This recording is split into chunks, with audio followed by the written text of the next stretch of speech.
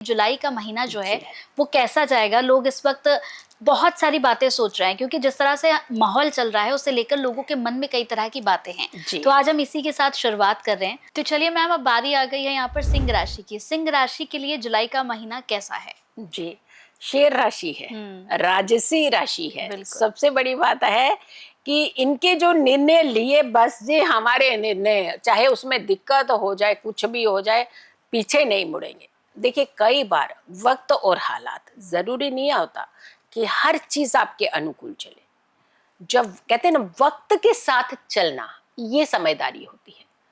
वक्त को पीछे छोड़ना, होड़ में लगे रहना कि हम कैसे इसको हराएं, तो ये समझदारी का इशारा नहीं होता है।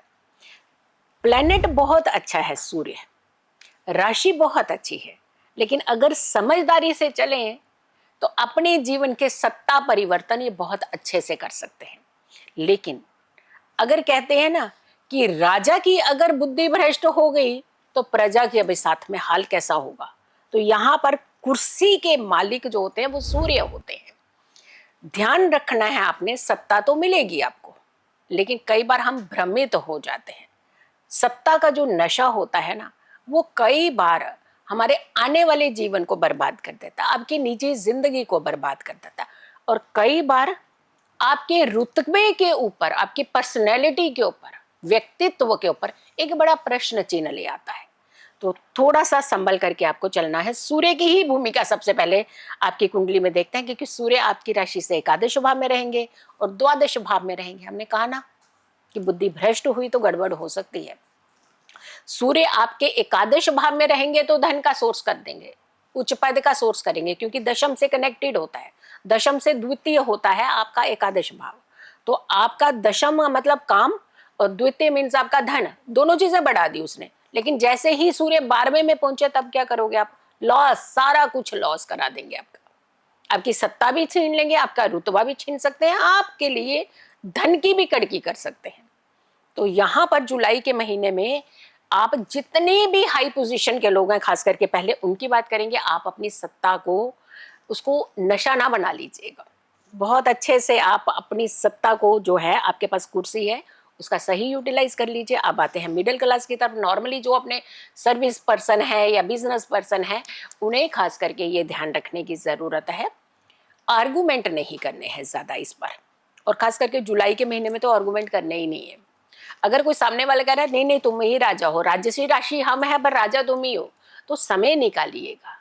क्योंकि जुलाई के महीने में आपके अंदर एक ईगो फैक्टर जब आएगा तो वो आपके लिए दिक्कत कर सकता है, वो आपको परेशान कर सकता है, क्योंकि मंगल का भी आपके प्रथम भाव के साथ संबंध है।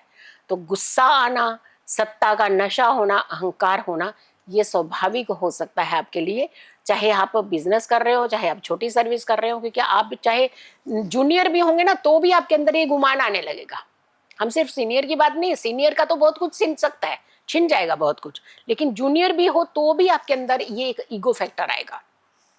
जब काम करते हैं ना तो ईगो नहीं होती, कार्य कार्य होता है, वो हमारा सम्मान होता है, हमारी रिस्पेक्ट होती है। लेकिन जहाँ ईगो आ जाती है वो रिस्पेक्ट पीछे हो जाती है। तो ध्यान रखना है, चाहे आप किसी भी पद पर हैं, अपना काम करते हैं निजी, चाहे सर्विस करते हैं, तो कोई दिक्कत नहीं है, तो भी आपने ध्यान रखना है। अब आ जाइए आप स्टूडेंट्स। स्टूडेंट्स इस समय ये बाहर की दुनिया में ज्यादा प्रसन्न रहने का प्रयास करेंगे। हेल्थ इनका इंडिकेट हो सकता है।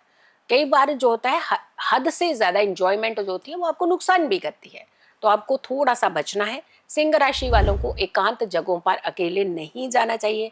कोई भी डील करने वाले हैं आप, सोच समझ कर कीजिए, और एकांत जगहों पे ऊपर अकेले जाकर के डील नहीं कीजिएगा।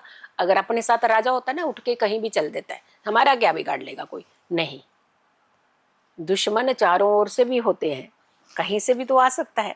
तो यहाँ आपको थोड़ा सा ध्यान रखना है। अगर हम शनि की बात करते हैं, क्योंकि शनि आपके अष्टम भाव में रहेंगे, जबकि आपको कहीं ना कहीं इंडिकेशन आगाह करा देगा, कोई दुश्मन आने वाला होगा, वार करने वाला होगा, आप तक इन्फॉर्मेशन भी पहुंच जाएगी। लेकिन उसके बावजूद भी अगर ओवर कॉन्फिडेंस से आप चले जाएंगे तो आपका नुकसान हो सकता है।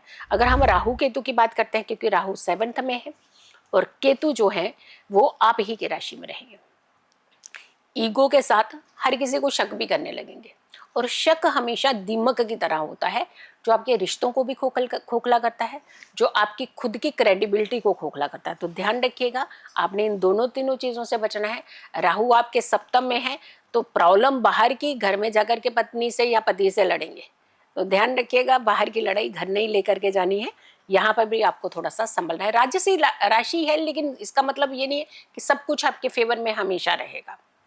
उपाय क्या करना चाहिए आपको? सबसे पहले तो कोशिश करिएगा कि सूर्य को जल दें आप नियमित तौर पर, एक्सेप्ट सैटरडे। सैटरडे छोड़ दीजिए, बाकी ऑल डेज आप जुलाई के महीने में सूर्य को जल दीजिएगा। हरि शयनी इसी दौरान आती है। श्री हरि के मंत्रों का जाप करना चाहिए आपको, माँ लक्ष्मी के मंत्रों का जाप करना चाहिए आपको। खास करके सूर्य अस्त के बाद संध्या के समय में अगर आप ये जाप करते हैं तो अति उत्तम रहेगा, और आपकी एनर्जी जो है वो काफ़ी कंट्रोल और बैलेंस में रहेगी। जी।